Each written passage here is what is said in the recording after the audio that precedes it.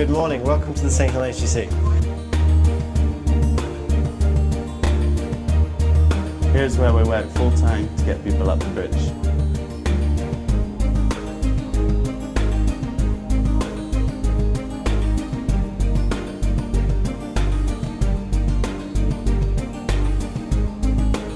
To improve conditions on the planet.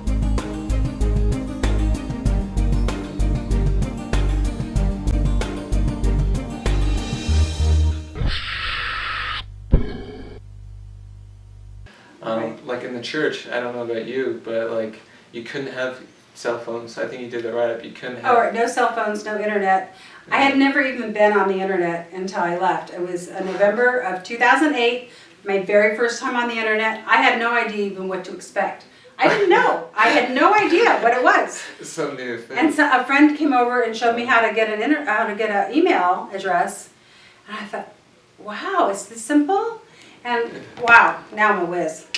I was amazed. I was like, why do they have so much pressure to keep people off the internet and off cell phones? I'm like, I'm dedicated. There's nothing out here that can make me blow. But once you start reading the stuff on the internet and you see the videos, it resonates so deeply. It's not funny.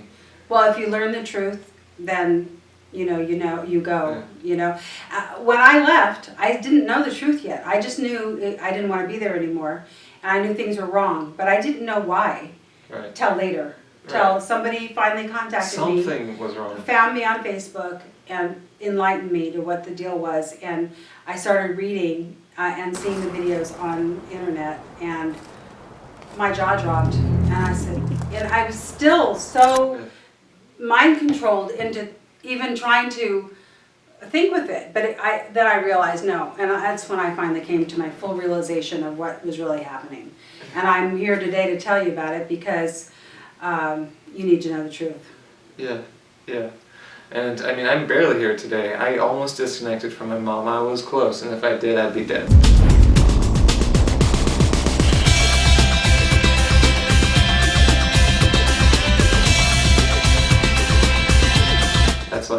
That's not, I'm not trying to like scare anyone, but that's true. And if you do have someone in the church in this York,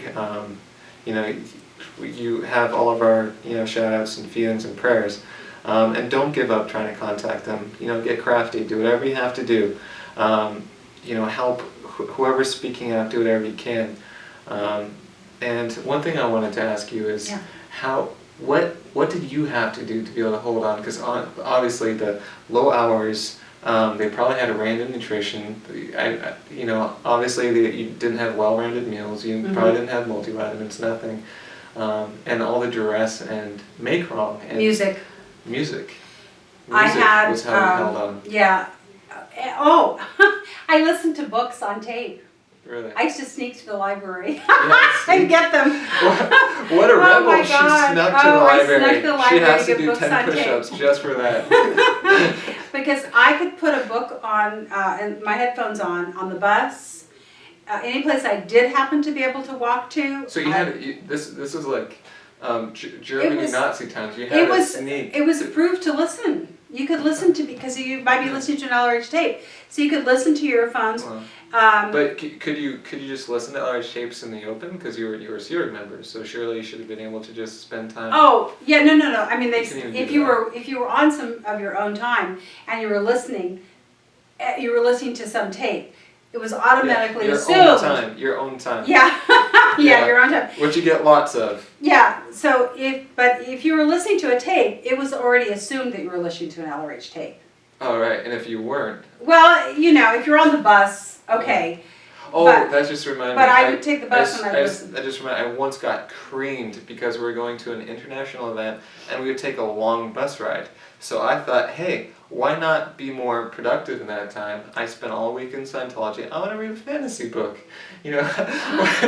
What harm can that do, right? And so I'm carrying this book. You were slack, right? I was carrying a fantasy book that I was reading along with me, and oh my God, I got my ass torn. So, I mean, it was just ridiculous how much trouble I got in for carrying that book to Yeah. a Scientology event. It was like sacrilege. Oh yeah, I can imagine that.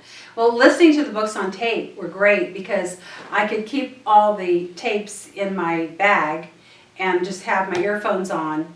And of course, we didn't, nothing fancy. I had to, wear my CD player or my tape player, whatever it was, on my belt. But it was, and I just, I had to be careful not to laugh or make any emotions when there were people around because they might wonder what the hell I was doing. Mhm. But And for if you me, get caught, they would take it it was away. such an outlet because these books on tape are great, but they got different voices, they got music, they got sound effects. Yeah. So I felt like I was getting away with something, but I wasn't. I mean, I really could do this. And and then I could listen before I go to It bed. sucks it sucks when someone is, they're dedicating their lives to religion and they have to sneak to listen to it. It's like, it's amazing because it's not only are you getting sleep deprivation, not only are you being like verbally, mentally abused, but you can't even be a part of your own religion easily. Well, I have to tell That's you too amazing. that the sneaking part I'm not over that. I live with a wonderful person now, a roommate, great person. We have a great rapport, a good friendship, and I still feel like I have to sneak around. And I think, and I shake myself and go, "What are you doing? You don't have to sneak anything." I feel like I better take this and take it to my room real quick. I go, "What are you doing? I'm still sneaking." I feel like I have That's to so sneak. funny. I can't tell anybody what I'm doing That's so because funny. I would get so made wrong for doing just almost anything. Why are you doing that? And you can do it better and blah, blah, blah. And it was just like, really?